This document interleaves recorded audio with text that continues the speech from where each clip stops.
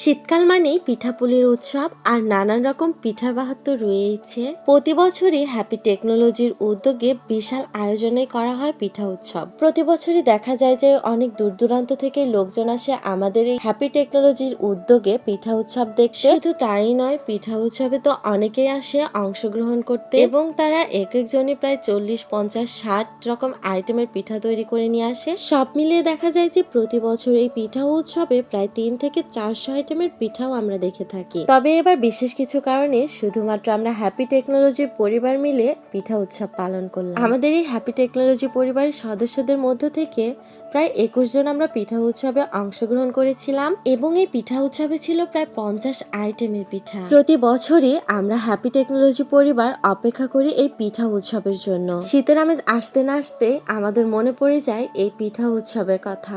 শীতকালীন সময় পিঠা খাওয়ার মজাটাই অন্যরকম। তারপর আবার যদি হয় পিঠা উৎসবে নানান রকম পিঠা টেস্ট করার সুযোগ, আসলে বিষয়টি অনেক আনন্দের। অন্যরা সবাই তো নানান ধরনের পিঠা বানিয়ে এনেছে আর আমি নিয়ে এসেছিলাম ঝালকুশলি পিঠা এবং পাটিসাপটা পিঠা। পিঠাগুলো ডিসপ্লেতে দেওয়ার জন্য আমি সুন্দর করে পিঠাগুলো সাজিয়ে নিচ্ছিলাম। পিঠা বানাতে তো একদমই পারি না, তারপরেও আমার কাছে যেগুলো সহজ মনে হয়েছে আমি সেগুলোই তৈরি করে এনেছি। কিন্তু এই পিঠা উৎসবে এসে নানান রকম মজার মজার সব পিঠা দেখতে পাই এবং নানান রকম মজার পিঠা আমরা খেতেও পারি। এরপরে আমাদের পরিচালক স্যার পিঠা উৎসবকে নিয়ে কিছু মন্তব্য শেয়ার করলেন।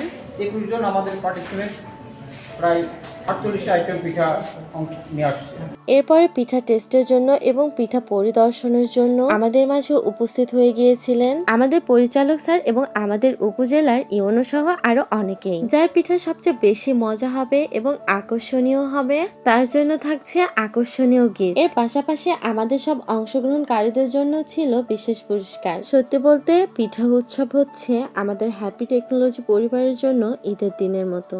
এই দিনটি আমাদের সবার মুখে বিশেষ হাসি ফোটায় এবং সবাই মিলে অনেক আনন্দ মজা তো করি, কারণ আমরা প্রতি বছরই এই দিনটির জন্য অপেক্ষা করে থাকি।